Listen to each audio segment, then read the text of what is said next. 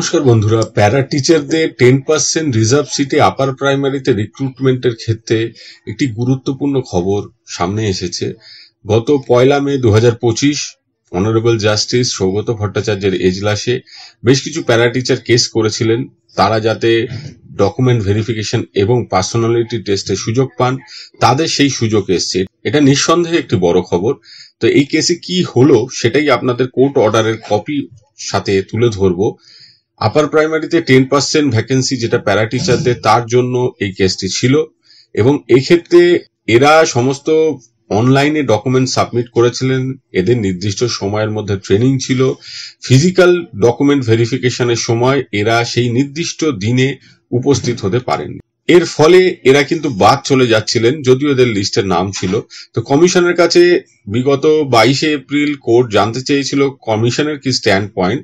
তাতে কমিশন যেটা জানিয়েছেন, যেহেতু যে ডেটে এদের ভেরিফিকেশন ছিল তার খুব কম সময়ের মধ্যেই এরা কোর্টের কাছে এসছেন, রিজনেবল টাইম পিরিয়ডের মধ্যে এসছেন, তাই কোর্ট যদি মনে করে এদের সুযোগ দিলে কমিশনের কোনো আপত্তি থাকবে না।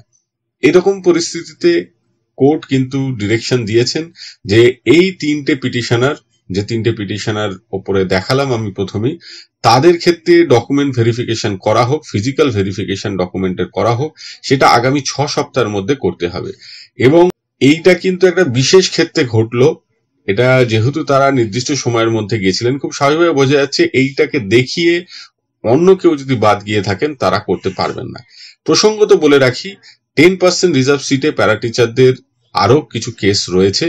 সেই কেসগুলো মূলত হয়েছে যারা সেই নির্দিষ্ট সময়, যে সময়ে অ্যাডভার্টাইজমেন্টের লাস্ট ডেট ছিল 24 অক্টোবর 2016, সেই সময়ের মধ্যে যারা ট্রেন ছিলেন না তারা কেসটি করেছেন।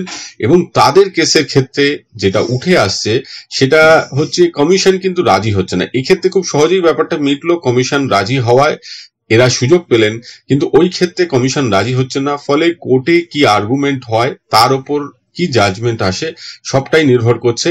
সেইটা না হলে কিন্তু হবে না, তারা আনট্রেন্ড কেউ ভ্যাকেন্সি পড়ে থাকলেও সুযোগ পাবেন না। সেইটা আমাদের দেখতে হবে কি হয়।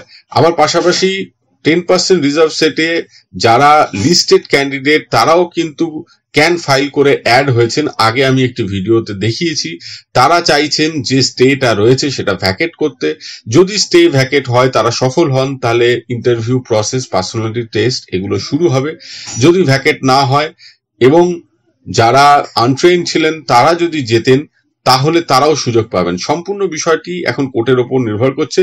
যদিও আপাতত স্বস্তি এই 3 পিটিশনারের জন্য, তারা ডকুমেন্ট ভেরিফিকেশনের সুযোগ পাবেন।